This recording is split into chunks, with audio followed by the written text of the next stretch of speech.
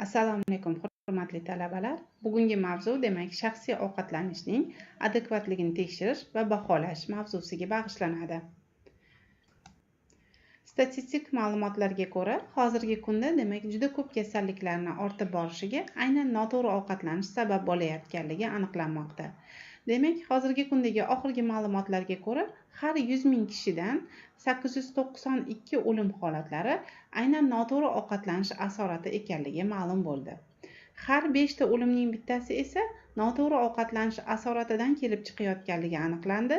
Bu chekish o'limiga nisbatan demak birmuncha yuqoriligini ko'rsatadi. Avvallari demak mana shu o'lim sabablariga chekishni ko'rsatilgan bo'lsa, demak hozirgi kunga kelib noto'g'ri ovqatlanish ham mana shu o'lim sabablariga demak sabablarni keltirayotganligi aniqlandi.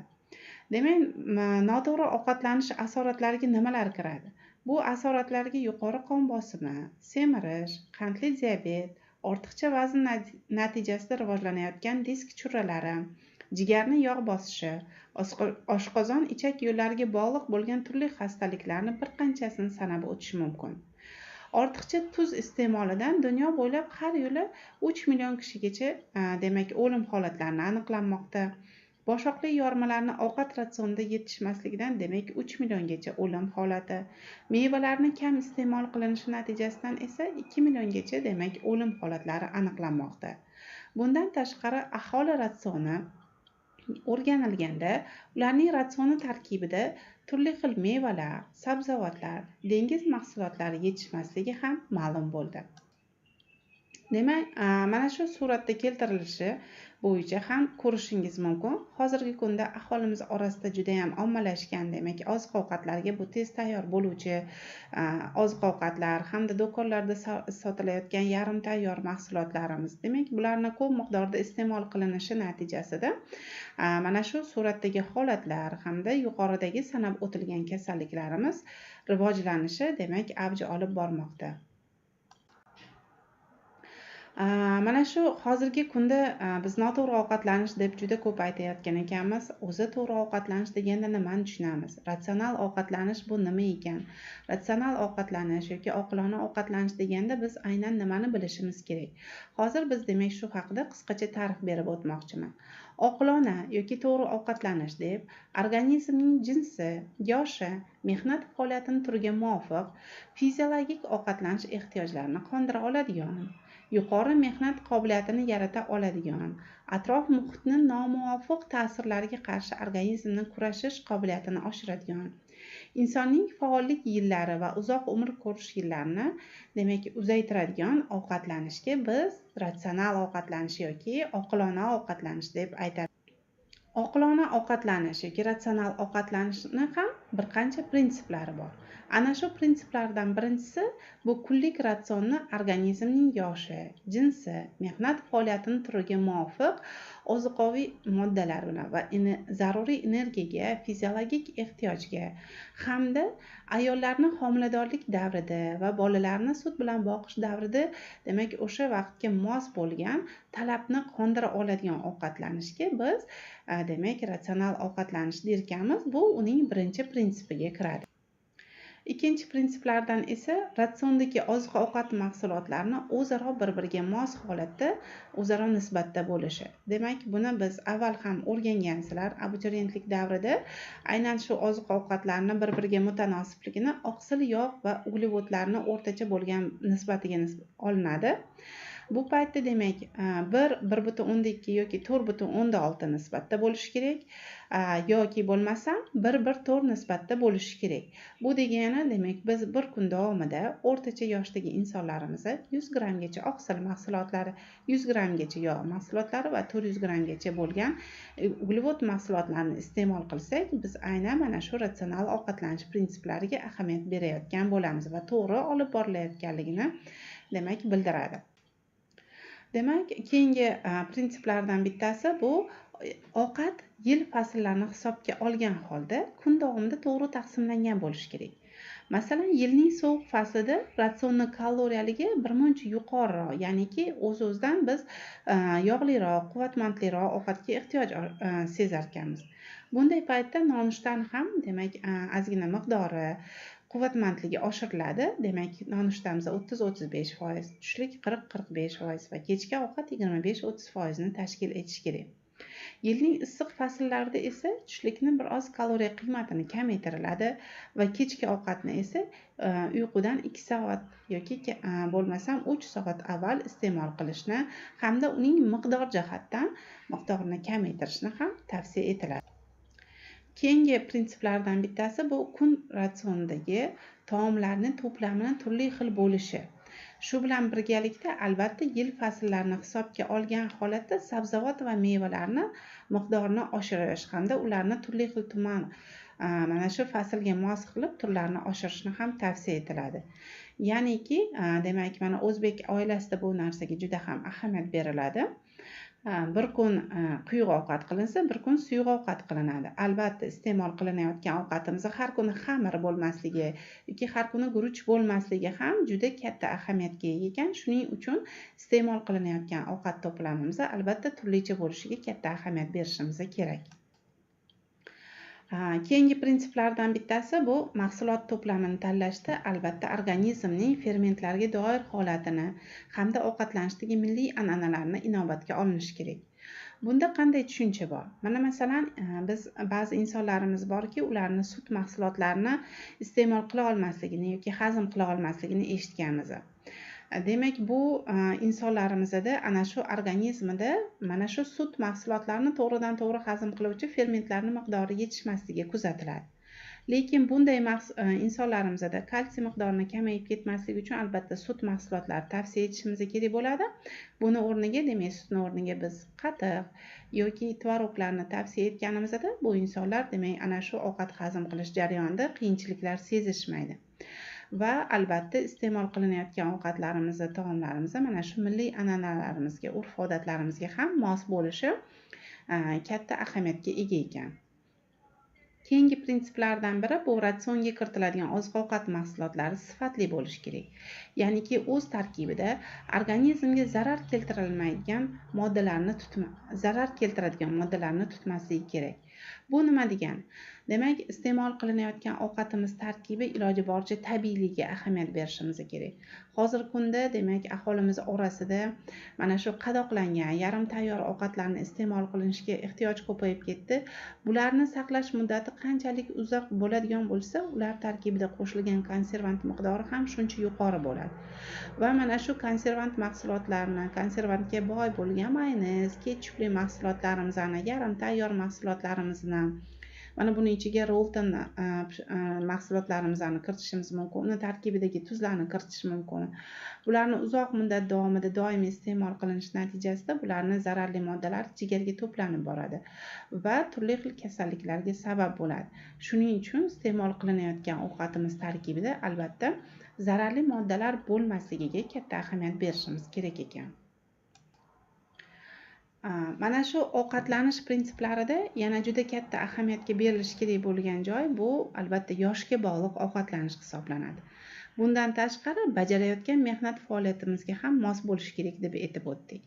Va uchinchi omili bu jinsni ham hisobga olishimiz kerak bo'ladi. Albatta erkak jinsidagi insonlarimizda ovqatlanishga bo'lgan ehtiyoj birmuncha ayollarnikiga nisbatan yuqoriroq bo'ladi. Bu ulardagi moddalar almashinuv jarayoniga bog'liq bo'ladi. Demak, mehnat qobiliyati 18 yoshdan 60 yoshgacha bo'lgan insonlarimizda ana shu mehnat jadalligini hamda jinsini hisobga olgan holatda ularni 5 ta kasbiy guruhga bo'linadi. Va bundan tashqari ovqatlanish davrini ham mana shu 60 yoshgacha bo'lgan davrda 3 ta davrga bo'lish katta ahamiyatga ega ekan.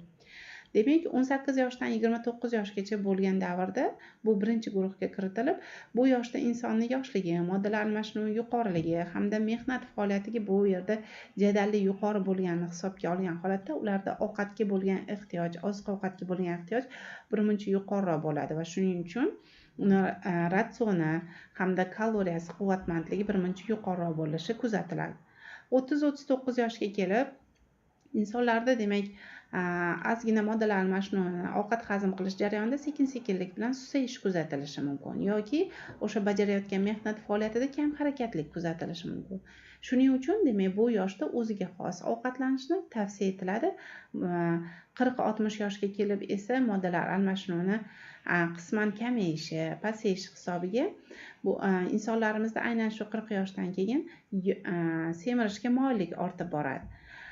Demak, mana shu davrda insonlarni o'sha ovqat miqdorini kamaytirish tavsiya etiladi. Mana yuqorida aytib o'tilgandek 5 ta kasbiy guruhga bo'linadi dedik. Bu demak ovqatlanish ham mana shu guruhlarga mos holda bo'lishi kerak. Bu birinchi guruhga deyarli aqliy mehnat bilan shug'ullanuvchi insonlarimizni kiritamiz.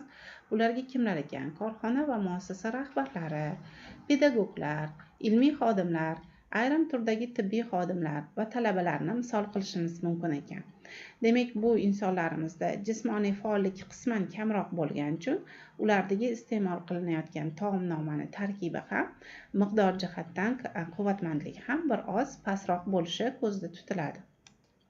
Ikkinchi guruh yengil jismoniy mehnat bilan shug'ullanuvchilar. Bularga injener texnik xodimlar, avtomatlashtirilgan korxona ishchilari, tikuvchilar, aloqa xodimlari, hamshiralar, sanitarkalarni misol keltiramiz. Uchinchi guruhga esa o'rtacha og'irlikdagi jismoniy mehnat bilan shug'ullanuvchilar, stanok ishchilari, slesarlar, kimyoviy korxona ishchilari, to'qimachilik korxona ishchilari, haydovchilar, jarrohlar, oziq-ovqat do'koni sotuvchilarni demak kiritiladi. To'rtinchi guruhga og'ir jismoniy mehnat bilan shug'ullanuvchilar. Bular quruvchilar, qishloq xo'jaligidagi ishchilar, xizmatchilar, mexanizatorlar, neft va kon sanoati ishchilari, metallurglar.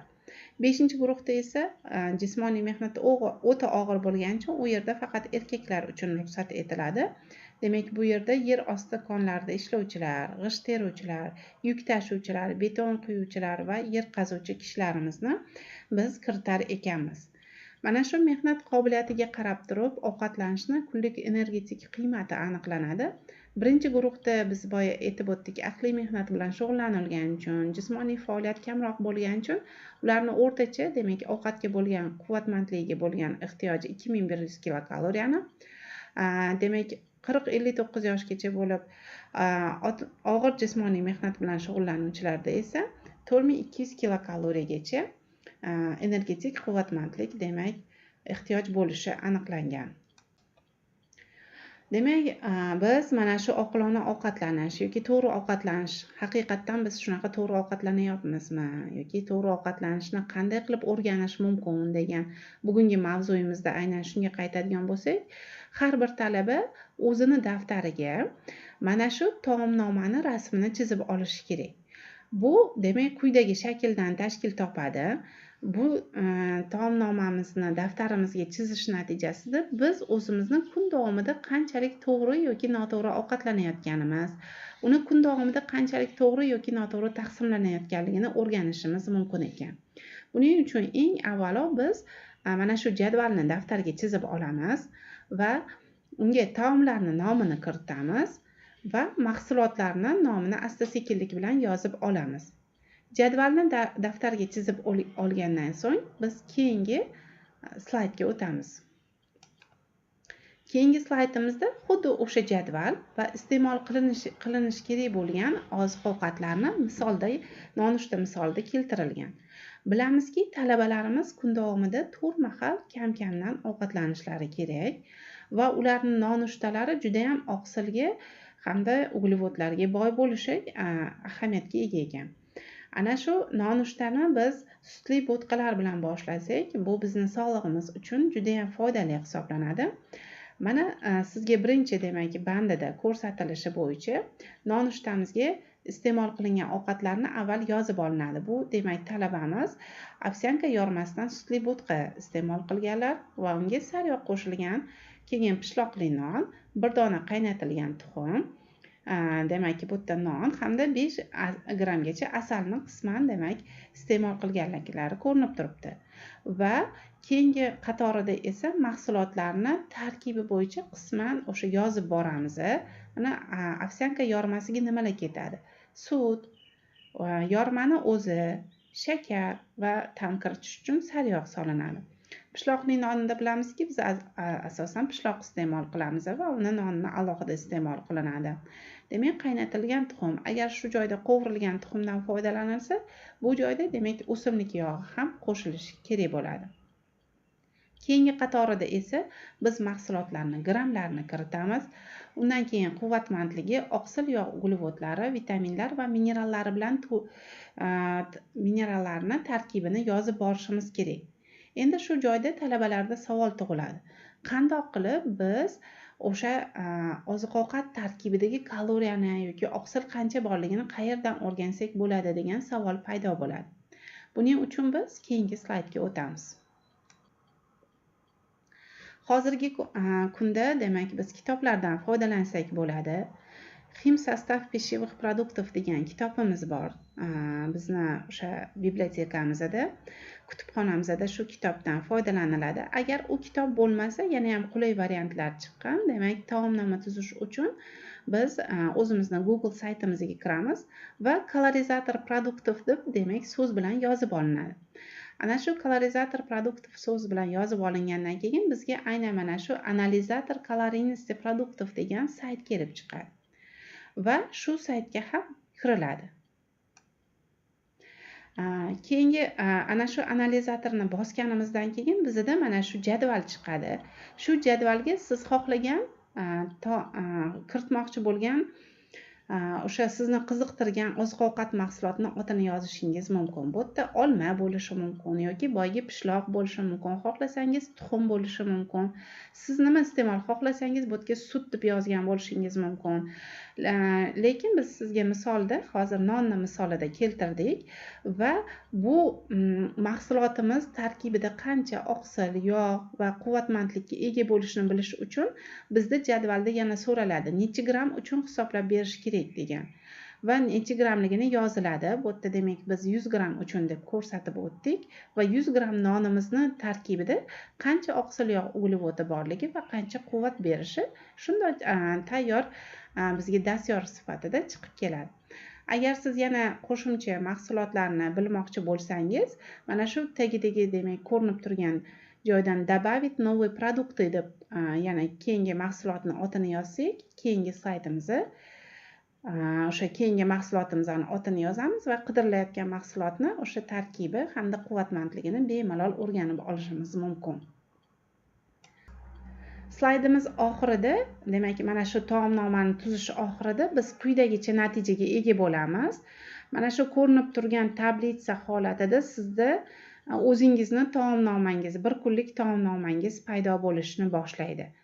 Mana shu taomnomada biz iste'mol qilinayotgan oziq-ovqat mahsulotlarini mana turlari hamda undan ajralayotgan quvvatmandlikni va undagi oqsil yog' uglevodlarni miqdorini bilib oldik. Endi bu iste'mol qilgan taomnomamiz haqiqatan o'sha ertalabki nonushta bo'yicha, tushlik bo'yicha, kechki ovqat, tolma choy bo'yicha to'g'ri taqsimlanganmi? Uni tarkibidagi oqsil yog' uglevodlarini to'g'ri taqsimlangan yoki undagi kamchiliklarni aniqlash bu ikkinchi darsimizda davom etadi. Hozirgacha mana shu joygacha o'zlashtirib, o'z daftaringizga o'zingizni taomnomangizni tuzib kelish sizga uyga vazifa qilib beriladi. Bu taomnomani biz bir haftalik taomnoma agar tuzilsa, siz hafta davomida qanchalik to'g'ri yoki kamchiliklar bilan ovqatlanayotganligingizni aniqlash uchun juda ham yaxshi imkoniyat bo'ladi.